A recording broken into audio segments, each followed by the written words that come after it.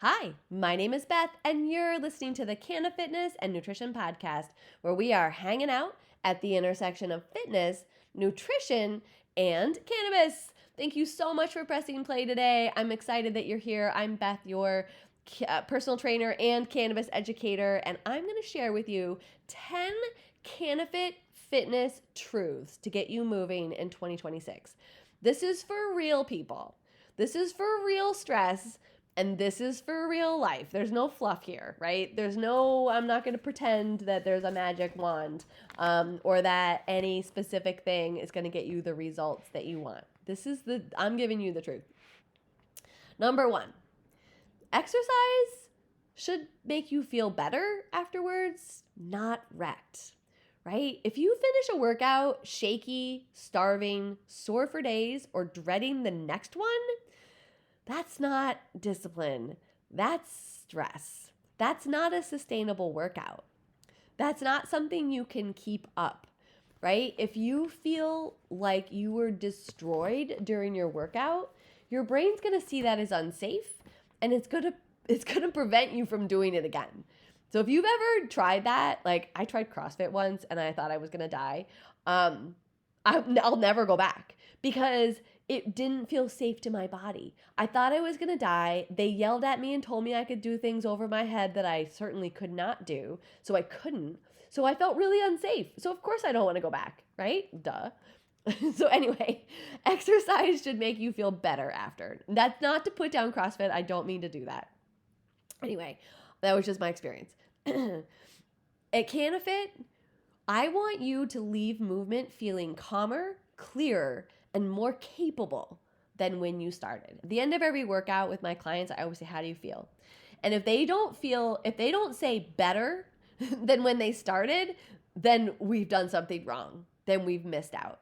Because workouts are not punishment. They're supposed to make you feel good. Movement is supposed to be good for your body. So they should feel good. Number 2, most pain can be worked around. All right. Now, again, pain is individual. I know a lot of people live with chronic pain, and I'm not trying to say that it's possible for every single person to work around pain. But I'm also saying you don't need to be perfectly pain-free in your body to move. Do you have an ankle sprain? Good. Swim. Ride the bike. Do some seated strength work where you don't have to stand on your ankle. Upper body work. I can't tell you the number of times that I've had clients have lower body issues, knee surgeries, ankle sprains, everything, foot surgeries, all these different things. And you know what we do is they come in, if they can get there, if they can get to me or they can get to their workout, their gym, whatever, then we are going to sit on those machines and we are going to pump up that upper body, right? We are going to work around it. Knee pain, good. You can work on your glutes. You can work on your core. There's lots of things you can still do. You can get in the pool. You can ride the bike. Cranky back, right? We can still do core work. That actually would help your back. Machine work is great. If you have a cranky back, it's great to sit on machines because they're very supportive, right? Loaded carries, it's working around the pain. It's working with the pain. It's working the muscles that will support your body while whatever needs to heal. Movement doesn't stop just because one joint is mad. Number 3, you don't need motivation, you need nervous system regulation, right? If getting started feels impossible, that's not laziness. That's your nervous system stuck in fight or flight. Your body does not feel safe. Your nervous system does not feel safe. When your nervous system feels safe and you feel safe, then getting started feels easy. So we have to find a way to make it feel safe first. When you are safe, when you are calm, then it's easy to get into movement. When your body does not feel safe and it feels like it's in fight or flight mode, then it does not want to do it. It's just how your brain works. Your brain thinks you're running from a tiger, and it says, nope, this is not a time to go to spin class. We're running from a tiger, and it'll stop you, right? If you're in a calm, easy state, then you're like, oh yeah, no big deal. Let me go to spin class, right? This is why forcing workouts doesn't work, but supported ones do, right? Number 4, let cannabis support where you need it. This is a big one at CannaFit, obviously. We're all about cannabis because cannabis can support so much, including nervous system regulation. Low dose intentional cannabis use can calm pre-workout anxiety, right? So if you're thinking, oh, I just can't get to spin class. I'm just so stressed out. It just doesn't feel right now. Low dose cannabis can help calm you so that you can get to that class, right? Low dose intentional use can reduce pain signals so you can move safely. Again, it removes pain signals so that your body thinks, oh, maybe I can move, right? And it feels safe. Pain signals unsafe to your body, right? And so that's why your body kind of freaks out when you have pain. It doesn't want to move. It can improve focus and body awareness, which gets you better results because you're more aware of what you're working while you're working. It can support recovery and sleep so that you actually can go to sleep tonight. Your body can recover from your workout and then you can wake up and do another one. That's what you need. Cannabis isn't cheating. It's support, right?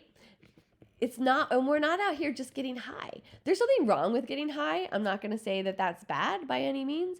I'm saying there's a time and a place for it.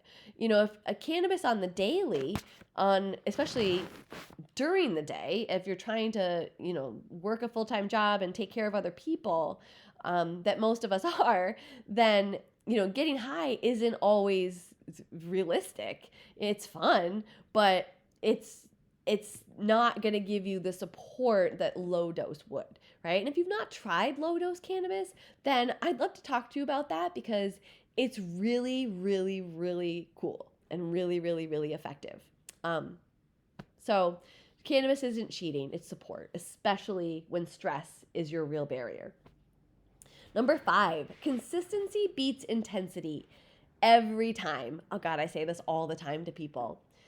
3 20-minute walks that you actually do during the week will get you further than the boot camp that you quit by March, right? Say you're going to boot camp and you're like, I go once a week.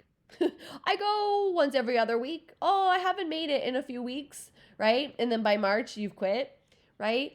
It's because you're stressing yourself out trying to get to some high intensity workout that's also stressing your body out, and now you're stressed on stress. Of course your body doesn't want to do it. Of course your brain's like, no, thank you. But if you do something easy, like take a 20-minute walk, you'll keep doing it because it is easy, right? It's easy, but it gets you results. Your body responds to frequency, consistency, not heroic effort, right? There's a reason they call them weekend warriors, right? You ever heard that term? Weekend warriors, they show up to the gym on the weekend because that's the only time they have to work out, or they go run. They're those people that run those 10Ks on the weekends, but they don't train during the week, right? That's actually not great for your body in so many ways. 1, you're risking injury. 2, you're not going to lose weight because of it because your body thinks that you were just running from a tiger. Anyway, number 6. If food feels chaotic to you, your workouts will too. Undereating often leads to over-exercising, which often leads to burnout, which often leads to quitting. You've got to fuel. If you're not fueling consistency, if you're not planning what you're going to eat and you're just winging it, thinking that it'll just happen magically, even though you put no thought into it, it's not going to work. You have to put some intention into your eating. You have to at least think about what you can have and have it available, right? You have to at least have the bare minimum amount of food in your house so that you can fuel yourself, right? Especially protein and carbs earlier in the day. I know a lot of people don't like to eat first thing, and I'm not saying you have to. I'm saying you need to listen to your body. But I'm also saying that you need to eat at some point because not eating and skipping meals is what sets you up for overeating later, right? And you're going to get moving. You're going to you're going to want to work out when your body has fuel. It just is. It's not going to want to work out when it doesn't. Of course, you've probably tried to work out hungry. It's not fun. Number 7, personal training is more accessible than you think, right? Now, I put this as one of my CannaFit 10 truths because this is important for you to know. I think it is. I've been a personal trainer for over 20 years, and I still feel like it comes across as a little bit of a luxury. Yes, it's an expense, but it doesn't have to be crazy expensive. Now, depending on where you live, that's going to change your prices, but there are so many options. And I'm speaking for all trainers because I know that people that do what I do also have the heart that I have. And most of us aren't out here trying to be bazillionaires, right? This isn't the job for that. This is a helping job. We want to see you helped. We want to get you better. We want to help you feel better, move more, right? You don't have to work out with a trainer every single day or even every single week, right? There's so many options. Once a week is an option.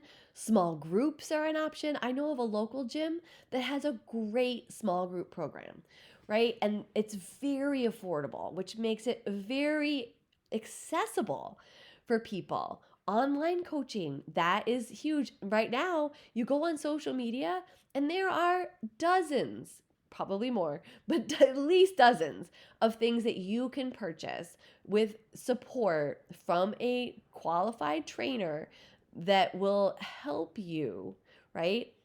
Even though it's online, right? I work with people online. I do it through Zoom. It's very accessible. I do half hours. Also accessible, right? It doesn't have to be a whole car payment just to get personal training. And I just wanted that to be a point in our CannaFit 10 truths to get you moving here. Truth number 8, your best workout changes with stress. High stress week, then you're looking at lighter workouts, more walking, more mobility, more light strength. Low stress week, then lift heavier, push yourself a little bit, go for that run, right? We are training adaptably, not rigidly, right? We're working with your body. We're not working against it. I'm not trying to force your stressed out body to go lift the heaviest. I had a client who used to come and she was just so focused on lifting the heaviest deadlift ever, right? And we tried it, and I do blame myself for not stopping it earlier, but we tried for a long time. And now I see it wasn't working because she was so stressed out. She would come in and she was miserable.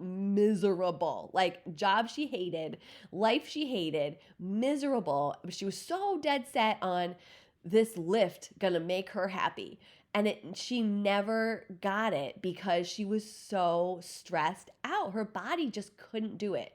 So you know what happened? She made changes. She made changes to her lifestyle. She made changes to her job. You know what happened now? She lifts fucking heavy. She can do it because she changed her stress. She didn't change her workouts. She changed her stress capacity, right? So it's a live and learn for all of us. Number 9, movement is allowed to be boring. Guys, it doesn't always have to be exciting. You know, as a personal trainer, yeah, I do try to keep it fun. I do try to make it a good time for you. I do try to keep it pleasant so it's not terrible. But sometimes movement is boring. I have people say to me still that if they didn't sweat, they don't feel like it counted. If they didn't feel like it was hard, they're afraid it wasn't working, right? Not every workout needs to be sweaty. Not every workout needs to be hard. Not every workout is going to make you look good in a bikini, right? What makes you look good in a bikini is consistent movement and consistent healthy eating over a long period of time. A lot of times the goal with movement is joint lubrication, blood flow, mood stabilization, and showing up.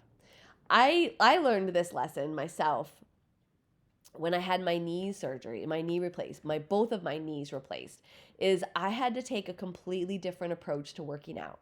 No longer was I working out to sculpt myself, right? I was literally showing up because one, you really should, when you get your knees replaced, you really should keep them moving. I wanted my joints to move, so I showed up every day and bent those knees. God damn it. I bent them. I showed up every day to get blood flowing. I showed up every day to stabilize my own mood. I showed up every day to make myself feel accomplished, like I did something. Even though I was just lifting a little bit with my upper body, I was just bending my knee back and forth. I was still doing stuff, and it made me feel human.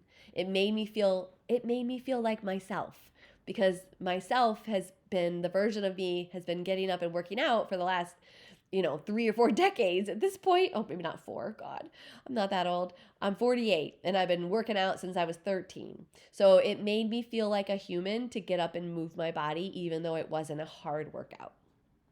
It still counts. And number 10, this is the 10th truth here. You don't need a new body.